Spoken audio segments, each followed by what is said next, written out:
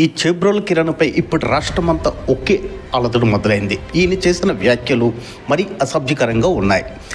మాజీ CM YS Jaganmohan Reddy గారి భార్య సతీమణిపై ఈయన చాలా అసభ్యకరమైన పోస్టులు పెట్టారు. ఎంత అసభ్యకరం అంటే అది అందరికీ తెలిసిన విషయమే, మరి నా నోటితో అయితే నేను చెప్పవసరం లేదు.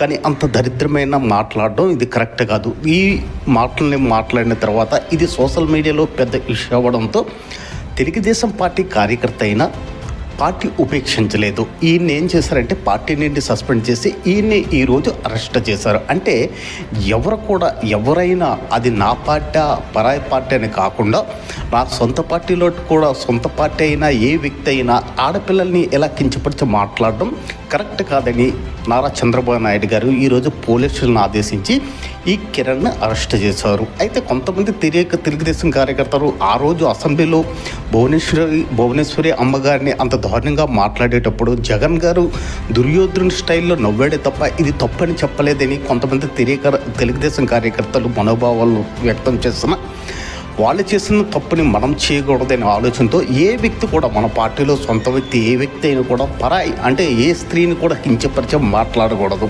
కిరణ్ గారు ఆడే అసభ్యకరమైన మాటలకి నేను ఉపేక్షించేది లేదని నారా చంద్రబాబు నాయుడు గారు ఈరోజు ఆయన్ని అరెస్ట్ చేశారు. దయచేసి మనం సోషల్ మీడియాలో ఎవరినైనా మాట్లాడేటప్పుడు ముఖ్యంగా మహిళలని మాట్లాడేటప్పుడు వాళ్ళ మనోభావాలు దెబ్బతినకుండా వాళ్ళని కించపరిచే అసభ్యకరమైన మాటలు మాత్రం దయచేసి ఆడుతుంది. ఇట్లు మీ ధనంజయ్ నేటివ్ ప్రపంచం. Please subscribe my channel.